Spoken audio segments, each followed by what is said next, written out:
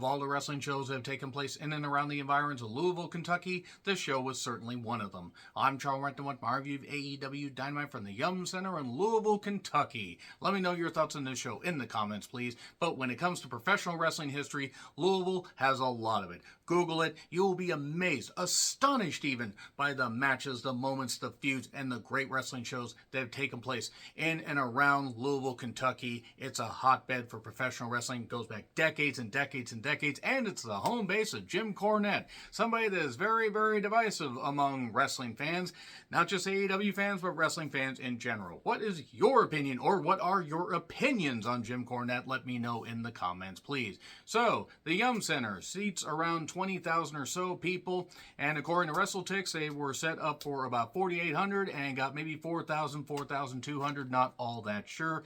And it's becoming an issue with AEW. I mean, I'm just going to harken back to, when I went to Collision and WrestleDream back to back. When I was at Collision, there was maybe 4,000 people, which was less than half of what they had at AEW Dynamite to start the year. And it was a big old hot crowd and everything. And let's just say Collision, while not the greatest show that is, it was, at least we were aware that it was there. Just nobody really wanted to go, and they just couldn't fill up much of it. The hard cam side had no people. And there were a lot of people in the crowd that didn't even know a pay-per-view was the next day. And that's something I want to talk about briefly before I get into the show, because there isn't going to be a whole lot to talk about besides the power of friendship overcoming everything. Scissor! Anyway, they need to market shit better. Because WrestleDream should have honestly had about 10,000 people. It should have been full for what they were using. And they had 6,000, 6,500. They, between two shows, could barely, eclipse by 1,000 what they had for one Dynamite. And in Seattle, we don't get a lot of big wrestling shows. We don't. And the fact that fans just weren't going to turn out for that, even though WrestleDream was a lot of fun to be at, and I'm glad I went to Collision, it's going to become an issue. They need to run smaller arenas. They shouldn't have run the Yum Center unless they were going to have a power pack thing. They were going to have, Dynamite, Rampage, Collision, and just getting the whole kit and goddamn caboodle. They might have been able to get 8,000, 9,000, but Jesus Christ. If you guys were in attendance, did it sound loud there, or did it sound really, really hollow to me? There were times where the crowd actually sounded pretty goddamn up, but to be quite honest, it sounded small, it felt small, and it looked small. And from the pictures, it was like the entire upper deck was curtained off. But you know what? Let's just get into the review now, shall we? Yeah, let's do that. So we're on the road to Full Gear. Recaps of Bryan's injury. It happened on Collision, by the way, apparently against Andrade El Olio. Hopefully Bryan recovers, can come back. Maybe it's a good thing. He's going to have his last full year. And he's going to end it around, maybe say Full Gear next year. I don't know. So Claudio vows to her Cassidy. We get Omega and MJF recaps, which outside of a couple things, the table bump, I didn't necessarily understand why that didn't lead to a DQ. I talked about that in full on the Collision review. I praised it. Anyway, Renee and MJF, allergies are a bitch. Renee and MJF, really echoey audio. They have to fix their audio issues. They need, it's not just the arena. It's whatever equipment they're using. So, Cole does a video chat, and then Adam! Because Roddy shows up in the wheelchair, and now I'm getting tired of it. I mean, the Adam thing is kind of funny, and then it just all is unfunny. Who is the devil? We don't know. Bet you the devil is Adam Cole. Bay, bay. That crowd sounded and felt small. And speaking of small, they started small, not with Claudio. Claudio is a big lad, but they started with Claudio against Orange Cassidy for the International Incident title. During this, Hook and Yuta got in a confrontation backstage, and Hook ended up shoving an official, Pat Buck, and got ejected. And then, there was a trap pin out of the attempted uppercut, 1, 2, 3. 17 minutes they dedicated to Orange Cassidy. And then Wild Thing plays while Moxley does his whole entrance. Cassidy could have caught a bus or just rolled up the goddamn stage in the amount of time it took Moxley to get there. And then he beat him up. and just beat him up more with a lot of offense that did not look legit. Like, I mean, you got to do better camera work than that, because that looked like he wasn't connecting at all. And I'm not saying he needs to give him brain damage. Lord knows that gimmick already is full of brain damage. But Jesus. And then, yeah, this wasn't very good. Security gets laid out. Security. And then MJF asks Omega for help. But Jericho answers the door, and Jericho slams it in his face because MJF needs a bunch of partners, 3 partners specifically, to face off against the Gangbang Gang. So then Wardlow pins MJF up against the wall and says, you took everything from me, and now I'm going to take everything from you when you least expect it. Ha, ha, ha, ha, ha, ha. Well, he tried to sound menacing, and Wardlow is a menacing guy. The problem is I don't... Who are we supposed to cheer here? Because, I mean, yes, MJF's our scum, but Wardlow has a point. The point should be, get the fuck out of there and go somewhere else, because they're never going to use him right. And then the Acclaimed, they offer MJF help, and no, and damn it, Max, and me Max or he Max. Mox is all out of breath, and I'm all out of caring, because he's going to break every bone in his body, give him the beating of his life. He's going to face Orange Cassidy at Full Gear. That better not be the main event, like it was All Out. Then, Bishop Khan, Toa Leona, and Brian Cage took on the Hung Bucks. Ring of Honor 6-man tag titles. Hangman wants revenge, and then later in this, and look, I like Khan and I like Toa Leona. Cage, I've seen about everything I need to see from Cage, and I don't want to see anything involving the Bucks. Are you out of your mind? Swerve shows up, mocks Hangman, so he chases him, and then it's 2-on-1, and then, or 2-on-3, and then it's 1-on-3, and the Gates of Agony win. The Gates of Agony and Cage win. Weren't they the ones that the Hung Bucks beat for the tag titles? Or the Ring of Honor 6-man titles? Nevertheless, Khan has a belt again. That's good. Hangman's upset. He's trying to attack Swerve.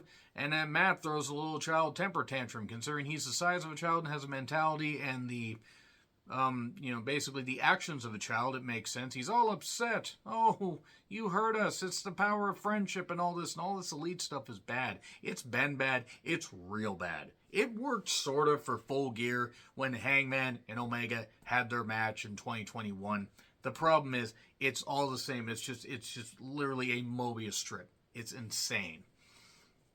So MJF wants Darby to help, but then writes emo bitch on his sign. And then MJF pick us, and damn it, Max. It was funny at first, and now it's... and I know the point is they have this story arc going where MJF's going to have to pick the Acclaim. I get that. Shivani then brings out Adam Copeland, who gets a good reaction. And I like Adam Copeland, and he is good on promos and delivers them seriously, but he sounds a little too acting and theatrical. Sometimes Sting and him do have some similarities. They have bad necks and all that, and will he... team with them at Full Gear. Here's Christian Cage. He says, basically, if you team with them after I retire Sting, I'm going to retire you also. I'm going to leave you in a wheelchair. You're going to be drooling. Your kids are going to say, Dad, you used to be something. This is all, by the way, Copeland saying he would not fight Christian. And then he sends his goons after him. And I like Nick Wayne and Luchasaurus, but they are Christian Cage's goons. Nick Wayne gets laid out eventually. Luchasaurus does manage to hit the lariat from behind. I believe that was Robert Roode's old finish, if I remember right. The Northern Lariat, I think, is what it was. Anyway, that was in TNA. It was TNA and then Impact. Now it's back to TNA. They're spinning their wheels. Wayne's World to Copeland. And then Sting wanders down eventually. Here's Darby. Darby running a full sprint with a bad arm, by the way. And then we get a big old fracas, and Edge spears Christian, says, you want to threaten my family, you want to snap my neck, well, I'm going to beat your ass. Okay, guys, I'm game. All right. That makes sense. Christian pushed him. I've had all I can stand. I can't stand no more, but he had just said recently he wasn't going to fight him. And then they did this. Now, granted, they do have the pay-per-view coming up pretty soon. They didn't want to wait until the very end, but, all right. I think they could have done this on the go-home show, and it would have had just as much impact. It would have been in front of a bigger crowd. But it is what it is. At least we get this and we get it locked in. So, I mean, a double-edged sword. You know, could have waited. Why draw it out when you could do something like this? Because Christian had just been full-on dick to Copeland. And then the big announcement from Tony Khan. Nigel's there, and the big announcement is, are we going to give the women Rampage? Are we going to have more than one women's match on Dynamite and or Collision? Are we going to have more than one women's match on the goddamn pay-per-views? Are we maybe going to have somebody else write the goddamn show? Are we going to realize that we need to have a streaming deal and we should announce that and let's have a streaming deal with the pay-per-views included for a little bit of an extra price? No, it's that all-in tickets are going on sale for, in December.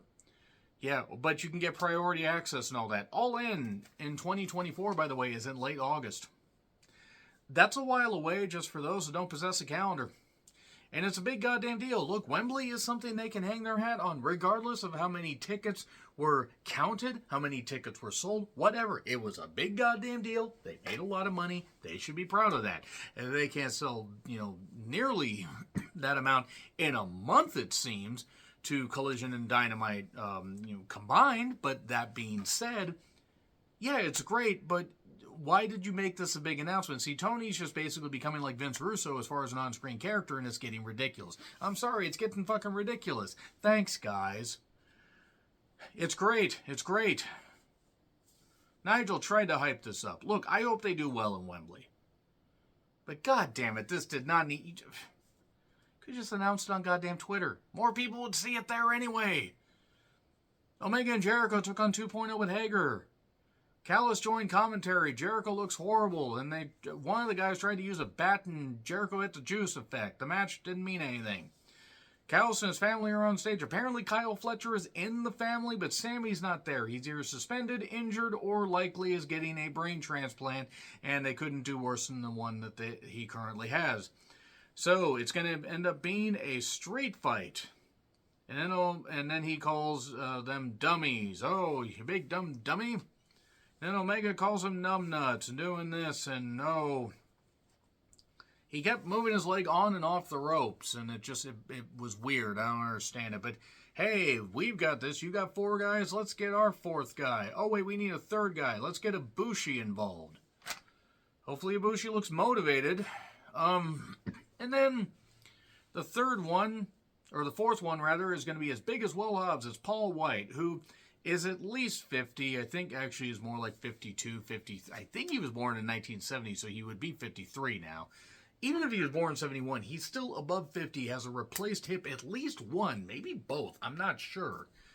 And he looks frail. And I mean, he's impressive as far as standing there, but he looks frail and shouldn't be wrestling anymore. I'm not saying put him out to pasture, but utilize him differently. He has to basically, it's like late stage Andre. He has to have people come to him so he can hit him. Nevertheless, backstage with the Golden Jets, that's Omega and Jericho, by the way. And the Bucks are all upset because remember what he did to our dad? Yeah, it was fucking hilarious because your dad's a piece of shit just like you guys are. But they did, remember all that? We didn't forget. Well, actually, quite a few people probably did forget because that segment was shit. But the Bucks are all whiny and upset because the show isn't revolving around them because they're not interesting. And whatever, it's all about friendship. And then Willow Nightingale and Hikaru Shida had a match for the AEW Women's Championship. And look, Willow used her power, hit a nice pounce. This wasn't bad. Just the problem is by this point, there wasn't really much of a reason to care beyond Willow. Will Willow go bad? Will she not? Shida, 3rd title defense in 7 days. She does end up hitting the katana. It wasn't a bad match. I didn't have as much of a reason to care, even though I like both these women. And I wish them nothing but the best as far as the rest of 2023 and into 2024 and beyond. The thing is my enthusiasm for the women's division has been beaten out of me because it's just, here's a women's match. Here's a women's match on Collision. And then there's no real follow-up on it. They tried to follow up some stuff here. Here's Tony Storm with Jeeves, or whoever the hell that is as the goddamn waiter or butler. Shida attacks while the black and white stuff's still going on, chases them to the back, or chases her to the back. And then lights out, here's Julia, and she's looking at Willow, offers her hand, and then Sky Blue shows up. And literally blows blue mist in at Julia's chest. Doesn't really blow it at her face. Great Muta, they are not. Yeah. Kabuki, they are not. Curse you, Sky Blue. Yeah, that was something. I mean, I'll give them credit for trying to do storyline progression, but just, is this going to go anywhere, or are they just going to forget about it? I mean, congratulations to Julia and Lee Johnson, I believe, for getting married. I mean, and that's great for them. And, I don't know. That being said, MJF doesn't want to team with the Acclaim, but all that's left is Team TNA, and I would rather eat glass than be anywhere near Karen Jarrett. Eating glass would be less painful than listening to her talk. So, Renee, I'm going to call Adam, and Adam says, shut the hell up, man. So, we get the Gangbang Gang making their entrance, and then the Acclaim make their entrance, and Caster must have said some naughty words because he got bleeped. MJF comes out in all pink stuff, and the scissor shirt, and it's great. And look, the crowd popped big for MJF. It's all about him getting his hands on Jay White. And the match was fine, except I kind of zoned out. Because I have not found Jay White interesting since he, was U.S. champion in New Japan. He was never going to be a world champion in my eyes, even though he had won the title twice. And I'm sorry. No amount of television time, promo time is going to make me care any more about Jay White than I do, which is very little. They built this shit up. They built it up to a hot tag.